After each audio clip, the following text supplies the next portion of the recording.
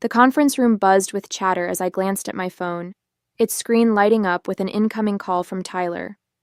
I stepped out into the hallway, expecting the usual small talk. "How's the trip? When will you be home?" Instead, Tyler's voice came through cold and smug. "I'm divorcing you," he said, his tone almost triumphant. "I've already sold the apartment, so you'll need to figure out where you're going to live. Enjoy that." For a moment, I couldn't breathe. The audacity of it, the complete lack of remorse, it was almost laughable.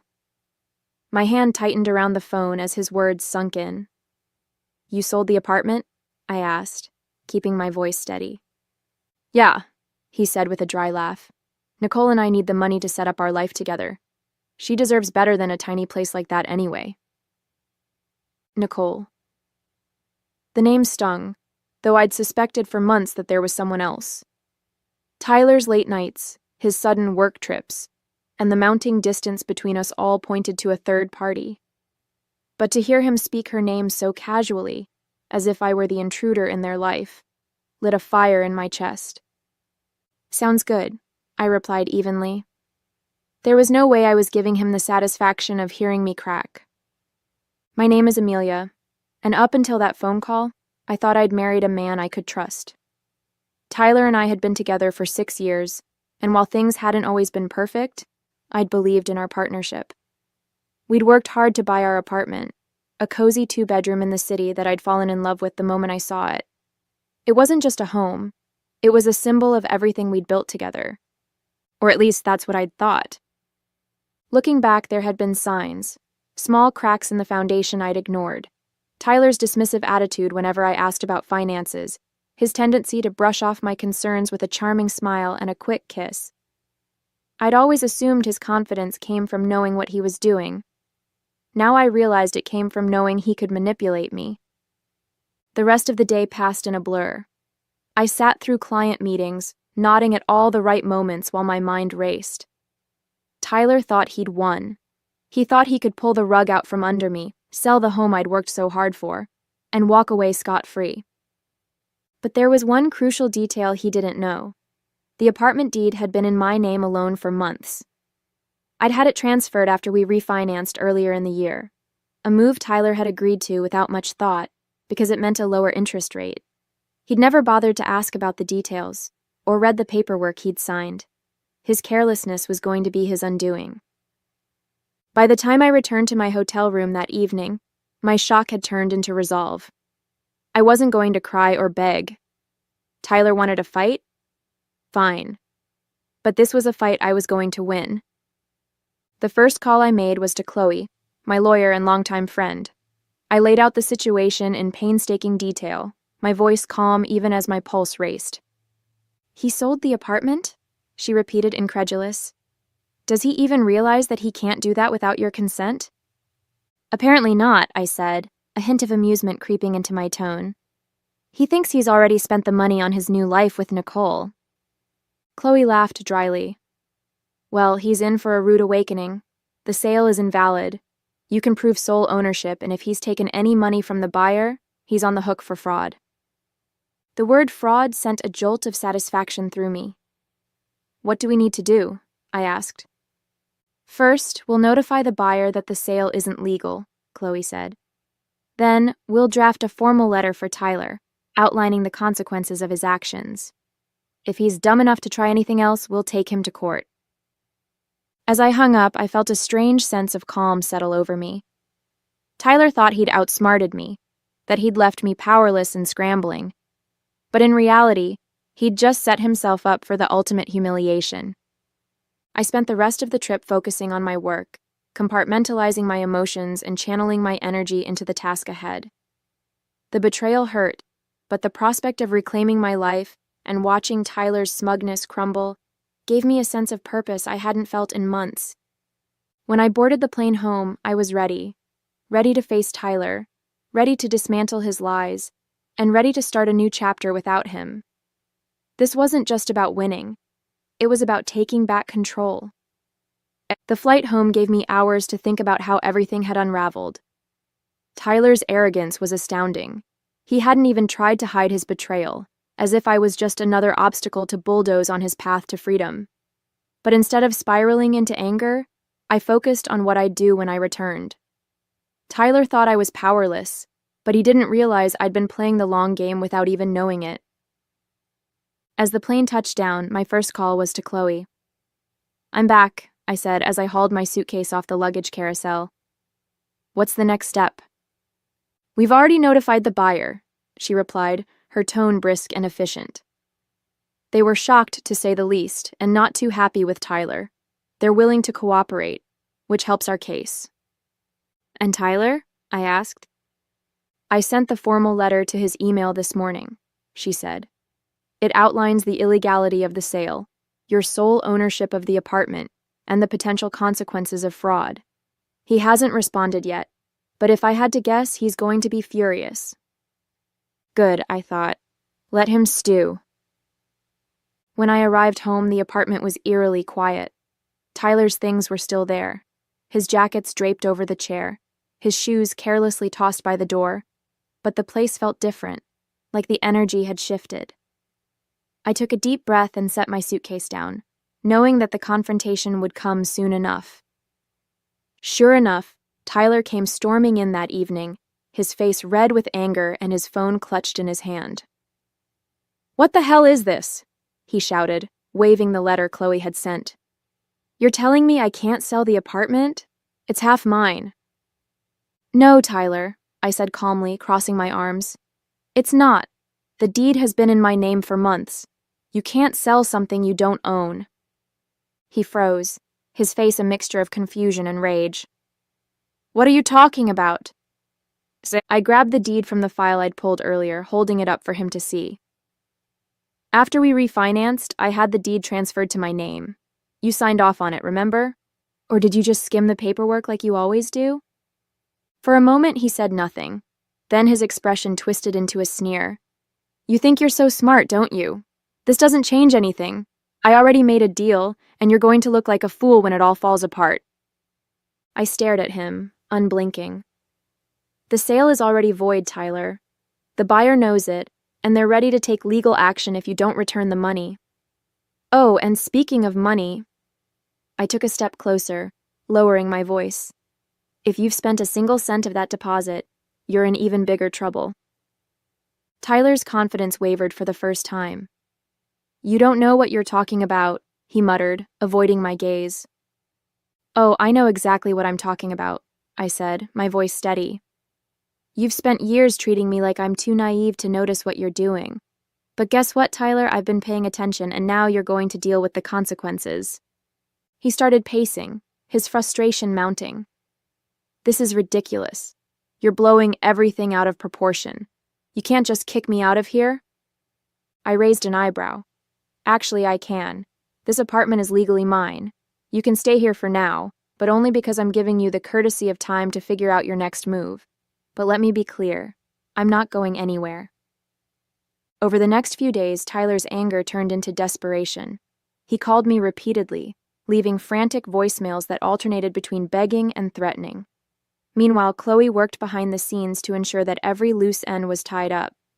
The buyer rescinded the agreement, furious at Tyler for wasting their time and money, and Chloe drafted the preliminary paperwork for the divorce proceedings. "You're in a good position, Amelia," she told me during one of our meetings. "Tyler has no leverage here.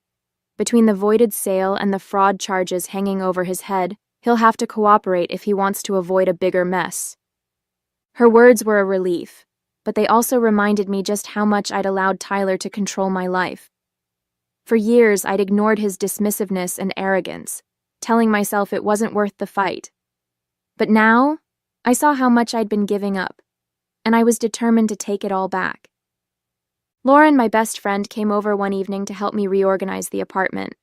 We boxed up Tyler's things, carefully stacking them in the corner of the living room. "How's he taking all this?" she asked, holding up one of his gaudy ties with a smirk. "Not well," I said, laughing despite myself. "He's still convinced he can talk his way out of it, but I'm not budging." "Good," she said, tossing the tie into the box. "He doesn't deserve a single inch of your space or your time." I nodded, feeling a wave of gratitude for her support. For so long, I'd felt alone in my marriage, carrying the emotional and financial burden while Tyler took credit for everything. But now, I had people in my corner, and that made all the difference. The final piece of my plan fell into place the day Tyler brought Nicole to the apartment. I was sitting at the dining table reviewing some paperwork when they walked in like they owned the place.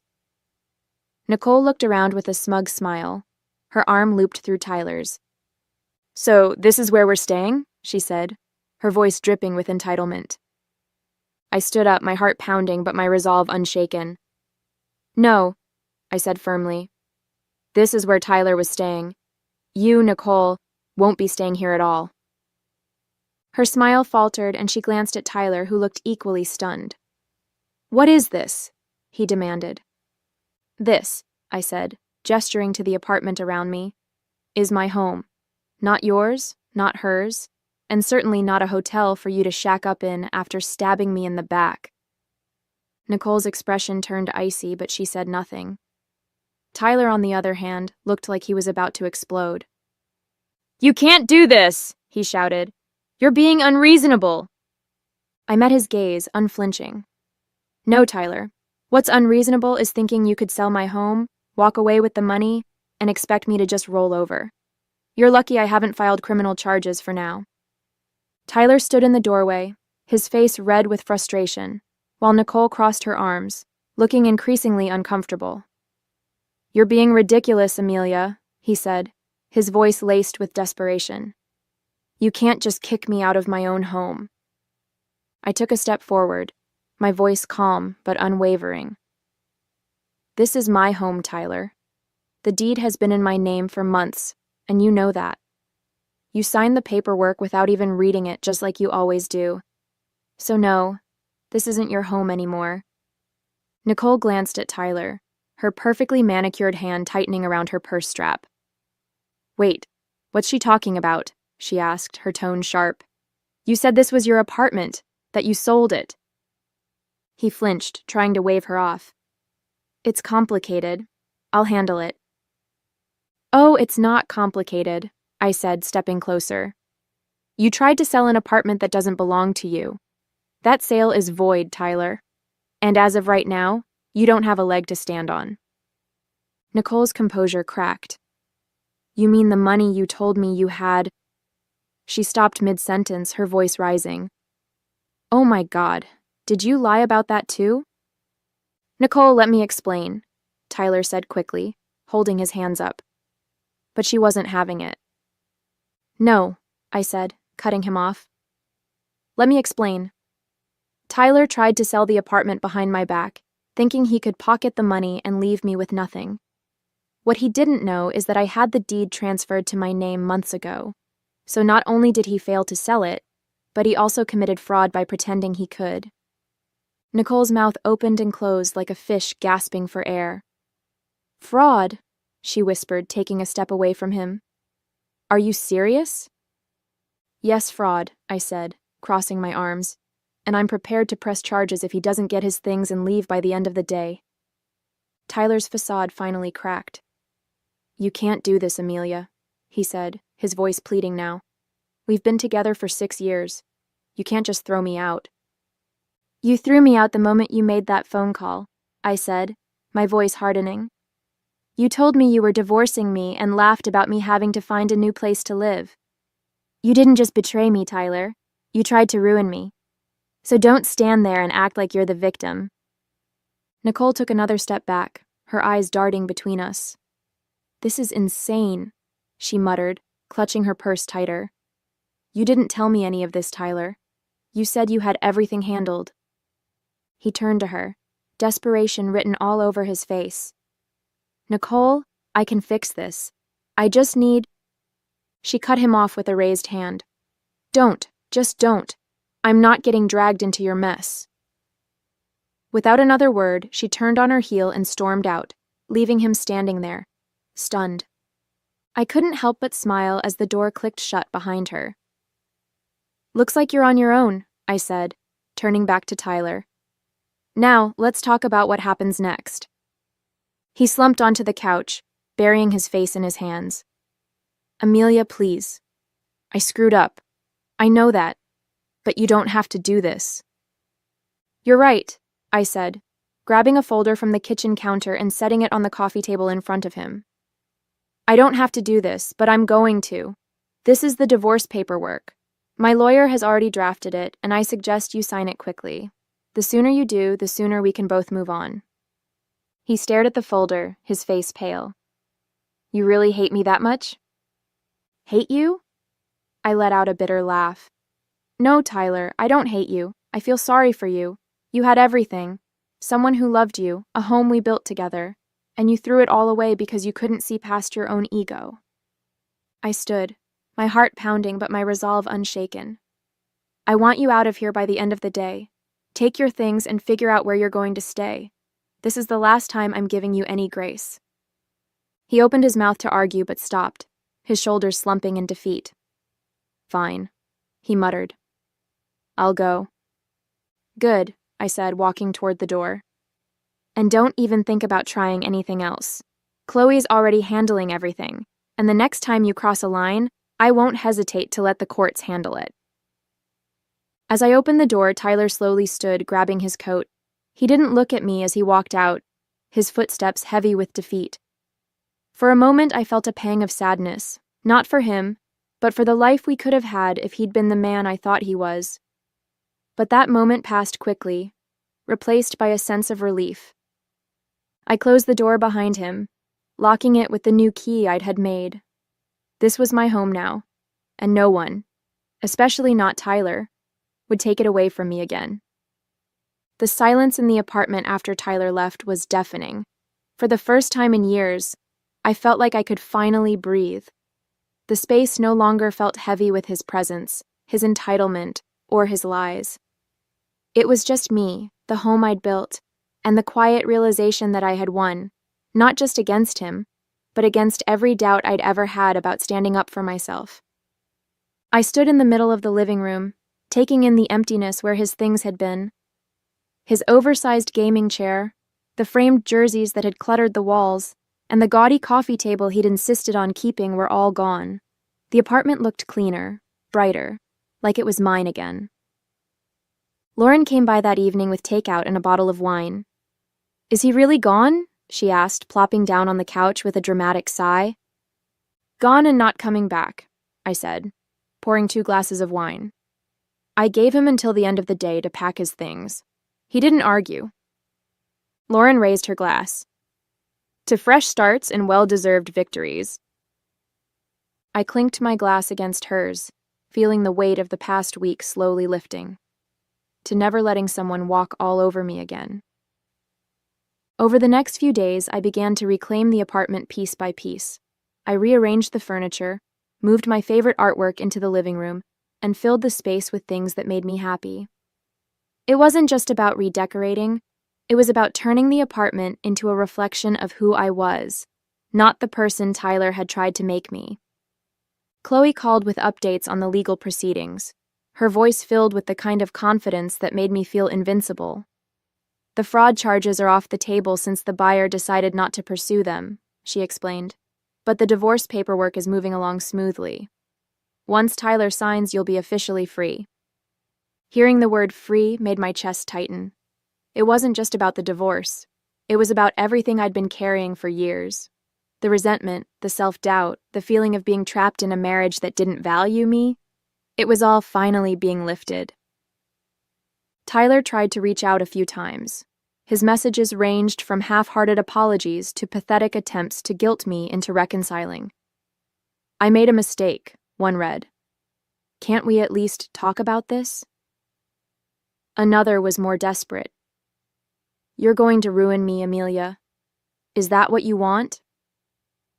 I didn't reply. For once, I wasn't going to waste my energy trying to fix something that was broken beyond repair. He'd made his choices, and now he was dealing with the consequences. By the end of the week, the apartment felt like a completely new space, warm, inviting, and entirely mine. As I sat on the couch with a cup of tea, the city lights twinkling outside the window, I thought about everything that had happened. Tyler's betrayal had been a shock, but it had also been a wake-up call. For too long, I'd let myself believe that I didn't deserve better, that I had to settle for whatever scraps of respect and love he decided to throw my way. But now, I knew better. I wasn't just reclaiming my apartment, I was reclaiming my life. A month later, my life looked completely different. The apartment was unrecognizable, not because of any drastic renovations, but because of how it felt. It was a space that reflected me, my tastes, my personality, and my newfound independence. The absence of Tyler's clutter and his overbearing presence made the home feel lighter, freer. The divorce was moving along smoothly. Chloe had handled everything with precision, ensuring Tyler had no room to argue or complicate the process. He signed the papers without much fuss, likely realizing that he had no leverage. There was no grand showdown, no emotional plea to work things out. Just a cold, clean break that felt both bittersweet and deeply satisfying. One day, as I sorted through some old papers, I came across a photo of Tyler and me from our early years together. We were smiling, arms around each other, full of hope and promise. I stared at it for a moment, letting the memories wash over me. There had been good times, moments when I truly believed we were building a life together. But those moments were gone, overshadowed by years of neglect, manipulation, and betrayal. I tucked the photo into an envelope and put it away in a drawer. It wasn't worth keeping out in the open, but I wasn't ready to throw it away either. It was a part of my past, but it didn't define me anymore. Lauren and I celebrated the finalized divorce with dinner and drinks at a trendy rooftop bar downtown. "You're glowing," she said, raising her cocktail in a toast. "Single life suits you." I laughed, feeling a warmth I hadn't felt in years. "It's not the single life," I said. "It's the freedom. For the first time, I don't feel like I'm living under someone else's rules." We toasted to that, and as the night went on, I felt a growing sense of pride in myself. I'd faced one of the hardest moments of my life and come out stronger. I wasn't just surviving, I was thriving. Back at home, I started planning for the future. The apartment had become more than a refuge. It was a symbol of everything I'd reclaimed. But I knew I wouldn't stay there forever. Someday, I'd move to a new place, one without any lingering shadows of my life with Tyler. Until then, I was determined to make the most of every moment in the space I had fought so hard to keep. As I curled up on the couch that night, a sense of peace washed over me. I thought about how Tyler had laughed during that phone call, so certain that he'd won, and I couldn't help but smile. His arrogance had been his downfall, and my quiet strength had been my salvation. This wasn't just the end of a marriage, it was the beginning of a new chapter, one where I called the shots, one where I chose happiness on my own terms. And after a long time, I felt truly free.